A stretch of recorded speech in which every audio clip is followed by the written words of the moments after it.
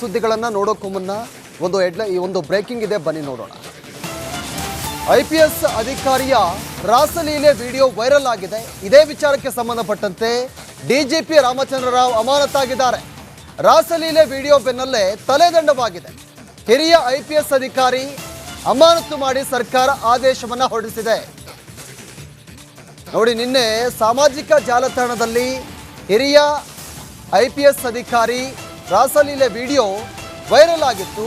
ಇದೇ ವಿಚಾರಕ್ಕೆ ಸಂಬಂಧಪಟ್ಟಂತೆ ಸಾಕಷ್ಟು ಚರ್ಚೆಗೆ ಗ್ರಾಸವಾಗಿತ್ತು.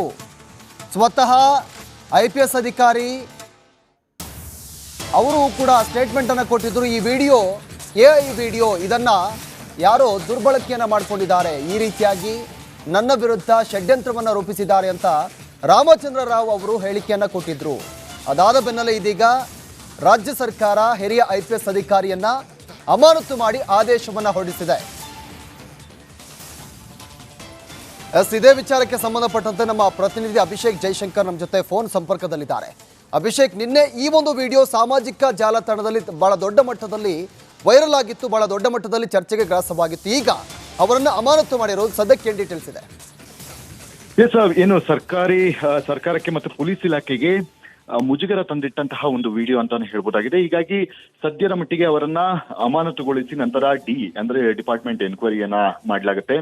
ಇದಕ್ಕೆ ಕಾರಣವನ್ನ ನೀಡಿ ಅವರು ಸ್ಪಷ್ಟನೆಯನ್ನ ಕೊಡಬೇಕಾಗುತ್ತೆ ಮತ್ತು ಈ ಒಂದು ವಿಡಿಯೋ ಯಾವತ್ತಿಂದ ಆಗಿದ್ದು ಮತ್ತೆ ಸ್ಥಳ ಯಾವುದು, ಇದೆಲ್ಲದರ ಬಗ್ಗೆ ಕೂಡ ಒಂದು ಪರಿಶೀಲನೆ ನಡೆಸುವಂತಹ ಒಂದು ಕೆಲಸಗಳನ್ನ ಡಿಪಾರ್ಟ್ಮೆಂಟ್ ಎನ್ಕ್ವೈರಿ ಮಾಡುವಂತಹ ಅಧಿಕಾರಿಗಳೇನಿದ್ದಾರೆ ಅವರು ಮುಂದಿನ ದಿನಗಳಲ್ಲಿ ಮಾಡಲಿದ್ದಾರೆ ಅಂತಾನೆ ಹೇಳ್ಬೋದಾಗಿದೆ. ಇಲ್ಲಿ ಅಧಿಕಾರ ದುರ್ಬಳಕೆ ಮತ್ತು ಸ್ಥಳವನ್ನ ಸರ್ಕಾರಿ ಸ್ಥಳವನ್ನ ದುರುಪಯೋಗವನ್ನ ಪಡಿಸಿಕೊಂಡಿರುವಂತಹ ಒಂದು ಕಾರಣದಿಂದಾಗಿ ಈ ಒಂದು ಅಮಾನತು ಆದೇಶವನ್ನ ಮಾಡಲಾಗಿದೆ. ಇದು ಆಗುವಂತಹದ್ದು ಇದು ಆಗಲೇಬೇಕಾದಂತಹ ಒಂದು ಪ್ರೋಸೆಸ್ ಅಂತಾನೆ ಹೇಳ್ಬೋದಾಗಿದೆ. ಯಾವಾಗ ವಿಡಿಯೋಗಳು ರಿಲೀಸ್ ಆಯ್ತೋ ಈ ಸಂದರ್ಭದಲ್ಲಿ ಸಾಕಷ್ಟು ಟೀಕೆಗಳು ಕೂಡ ಬಂತು ಮತ್ತು ಹಿರಿಯ ಅಧಿಕಾರಿಗಳಿಂದಲೂ ಕೂಡ ಅವರ ವಿರುದ್ಧ ಒಂದು ಸರ್ಕಾರಿ ಜಾಗವನ್ನ ಈ ರೀತಿಯಾಗಿ ದುರುಪಯೋಗ ಪಡಿಸಿಕೊಂಡಿದ್ದಾರೆ ಮತ್ತು ಅಲ್ಲಿ ಬಂದಂತಹ ಮಹಿಳೆಯ ಮೇಲೆ ಈ ರೀತಿಯಾದಂತಹ ಒಂದು ಕೃತ್ಯಗಳನ್ನ ಖಾಸಗಿತನ ಮಾಡುವಂತಹ ಒಂದು ಕೃತ್ಯಗಳನ್ನ ನಡೆಸಿದ್ದಾರೆ. ಹೀಗಾಗಿ ಸಹಜವಾಗಿಯೇ ಯಾರೇ ಇದ್ರು ಕೂಡ ಇವರು ರಾಮಚಂದ್ರ ರಾವ್ ಇದ್ದಾರೆ ಅಂತ ಅಲ್ಲ, ಬೇರೆ ಯಾರೇ ಅಧಿಕಾರಿಗಳು ಈ ರೀತಿಯಾಗಿ ದುರುಪಯೋಗ ಪಡಿಸಿಕೊಂಡಂತಹ ಸಂದರ್ಭದಲ್ಲಿ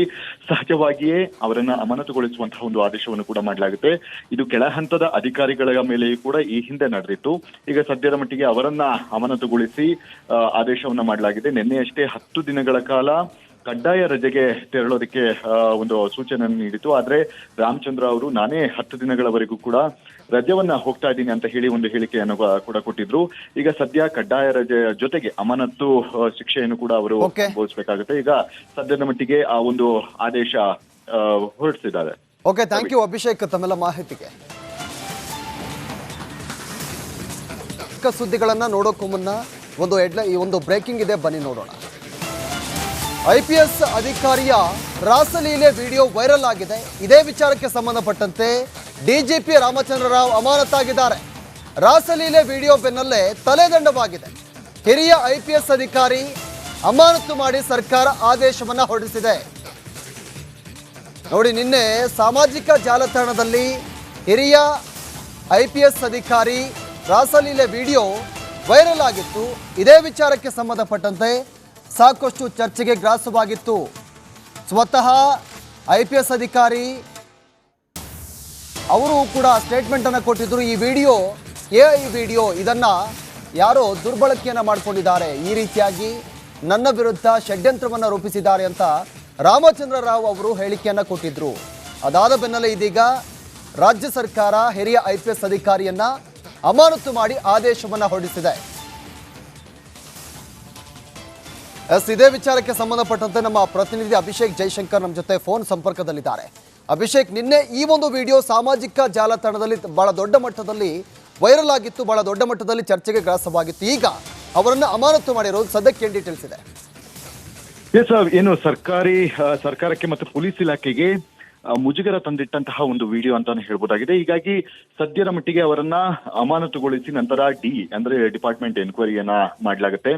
ಇದಕ್ಕೆ ಕಾರಣವನ್ನ ನೀಡಿ ಅವರು ಸ್ಪಷ್ಟನೆಯನ್ನ ಕೊಡಬೇಕಾಗುತ್ತೆ ಮತ್ತು ಈ ಒಂದು ವಿಡಿಯೋ ಯಾವತ್ತಿಂದ ಆಗಿದ್ದು ಮತ್ತೆ ಸ್ಥಳ ಯಾವುದು ಇದೆಲ್ಲದರ ಬಗ್ಗೆಯೂ ಕೂಡ ಒಂದು ಪರಿಶೀಲನೆ ನಡೆಸುವಂತಹ ಒಂದು ಕೆಲಸಗಳನ್ನ ಡಿಪಾರ್ಟ್ಮೆಂಟ್ ಎನ್ಕ್ವೈರಿ ಮಾಡುವಂತಹ ಅಧಿಕಾರಿಗಳೇನಿದ್ದಾರೆ ಅವರು ಮುಂದಿನ ದಿನಗಳಲ್ಲಿ ಮಾಡಲಿದ್ದಾರೆ ಅಂತಾನೆ ಹೇಳ್ಬೋದಾಗಿದೆ. ಇಲ್ಲಿ ಅಧಿಕಾರ ದುರ್ಬಳಕೆ ಮತ್ತು ಸ್ಥಳವನ್ನ ಅಂದ್ರೆ ಸರ್ಕಾರಿ ಸ್ಥಳವನ್ನ ದುರುಪಯೋಗವನ್ನ ಪಡಿಸಿಕೊಂಡಿರುವಂತಹ ಒಂದು ಕಾರಣದಿಂದಾಗಿ ಈ ಒಂದು ಅಮಾನತು ಆದೇಶವನ್ನ ಮಾಡಲಾಗಿದೆ. ಇದು ಆಗುವಂತಹದ್ದು ಅಂದ್ರೆ ಇದು ಆಗಲೇಬೇಕಾದಂತಹ ಒಂದು ಪ್ರೋಸೆಸ್ ಅಂತಾನೆ ಹೇಳ್ಬೋದಾಗಿದೆ. ಯಾವಾಗ ವಿಡಿಯೋಗಳು ರಿಲೀಸ್ ಆಯ್ತೋ ಈ ಸಂದರ್ಭದಲ್ಲಿ ಸಾಕಷ್ಟು ಟೀಕೆಗಳು ಕೂಡ ಬಂತು ಮತ್ತು ಹಿರಿಯ ಅಧಿಕಾರಿಗಳಿಂದಲೂ ಕೂಡ ಅವರ ವಿರುದ್ಧ ಅಂದ್ರೆ ಒಂದು ಸರ್ಕಾರಿ ಜಾಗವನ್ನ ಈ ರೀತಿಯಾಗಿ ದುರುಪಯೋಗ ಪಡಿಸಿಕೊಂಡಿದ್ದಾರೆ ಮತ್ತು ಅಲ್ಲಿ ಬಂದಂತಹ ಮಹಿಳೆಯ ಮೇಲೆ ಈ ರೀತಿಯಾದಂತಹ ಒಂದು ಕೃತ್ಯಗಳನ್ನ ಅಂದ್ರೆ ಖಾಸಗಿತನ ಮಾಡುವಂತಹ ಒಂದು ಕೃತ್ಯಗಳನ್ನ ನಡೆಸಿದ್ದಾರೆ. ಹೀಗಾಗಿ ಸಹಜವಾಗಿಯೇ ಯಾರೇ ಇದ್ರು ಕೂಡ ಅಂದ್ರೆ ಇವರು ರಾಮಚಂದ್ರ ರಾವ್ ಇದ್ದಾರೆ ಅಂತ ಅಲ್ಲ, ಬೇರೆ ಯಾರೇ ಅಧಿಕಾರಿಗಳು ಈ ರೀತಿಯಾಗಿ ದುರುಪಯೋಗ ಪಡಿಸಿಕೊಂಡಂತಹ ಸಂದರ್ಭದಲ್ಲಿ ಸಹಜವಾಗಿಯೇ ಅವರನ್ನ ಅಮಾನತುಗೊಳಿಸುವಂತಹ ಒಂದು ಆದೇಶವನ್ನು ಕೂಡ ಮಾಡಲಾಗುತ್ತೆ. ಇದು ಕೆಳ ಹಂತದ ಅಧಿಕಾರಿಗಳ ಮೇಲೆಯೂ ಕೂಡ ಈ ಹಿಂದೆ ನಡೆದಿತ್ತು. ಈಗ ಸದ್ಯದ ಮಟ್ಟಿಗೆ ಅವರನ್ನ ಅಮಾನತುಗೊಳಿಸಿ ಆದೇಶವನ್ನ ಮಾಡಲಾಗಿದೆ. ನಿನ್ನೆಯಷ್ಟೇ 10 ದಿನಗಳ ಕಾಲ ಕಡ್ಡಾಯ ರಜೆಗೆ ತೆರಳೋದಕ್ಕೆ ಒಂದು ಸೂಚನೆಯನ್ನು ನೀಡಿತು. ಆದ್ರೆ ರಾಮಚಂದ್ರ ಅವರು ನಾನೇ 10 ದಿನಗಳವರೆಗೂ ಕೂಡ ರಜೆವನ್ನ ಹೋಗ್ತಾ ಇದ್ದೀನಿ ಅಂತ ಹೇಳಿ ಒಂದು ಹೇಳಿಕೆಯನ್ನು ಕೂಡ ಕೊಟ್ಟಿದ್ರು. ಈಗ ಸದ್ಯ ಕಡ್ಡಾಯ ರಜೆ ಜೊತೆಗೆ ಅಮಾನತು ಶಿಕ್ಷೆಯನ್ನು ಕೂಡ ಅವರು ಅನುಭವಿಸಬೇಕಾಗುತ್ತೆ. ಈಗ ಸದ್ಯದ ಮಟ್ಟಿಗೆ ಆ ಒಂದು ಆದೇಶ ಹೊರಡಿಸಿದ್ದಾರೆ. ಓಕೆ, ಥ್ಯಾಂಕ್ ಯು ಅಭಿಷೇಕ್ ತಮ್ಮೆಲ್ಲ ಮಾಹಿತಿಗೆ.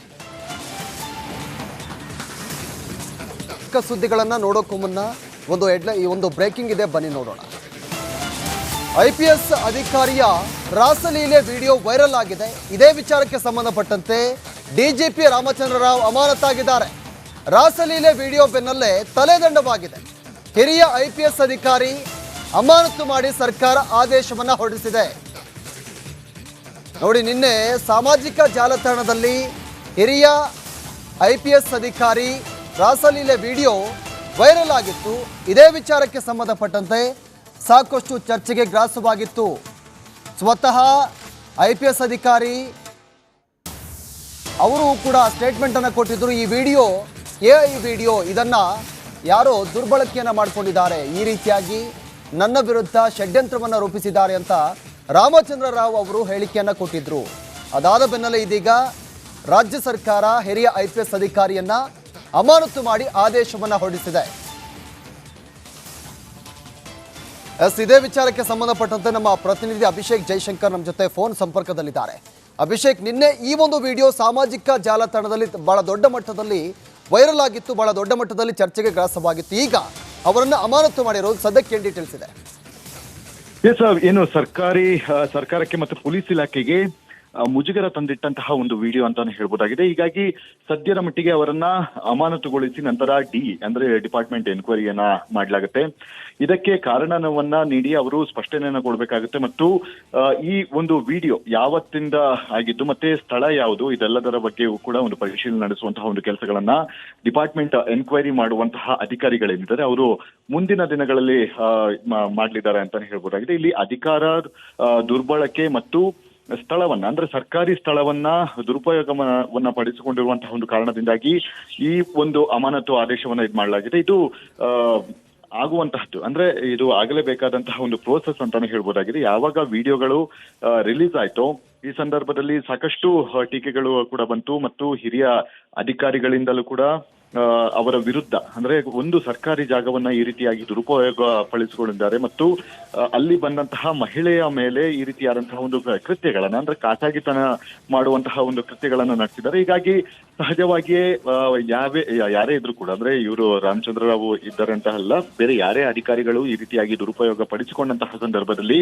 ಸಹಜವಾಗಿಯೇ ಅವರನ್ನ ಅಮಾನತುಗೊಳಿಸುವಂತಹ ಒಂದು ಆದೇಶವನ್ನು ಕೂಡ ಮಾಡಲಾಗುತ್ತೆ.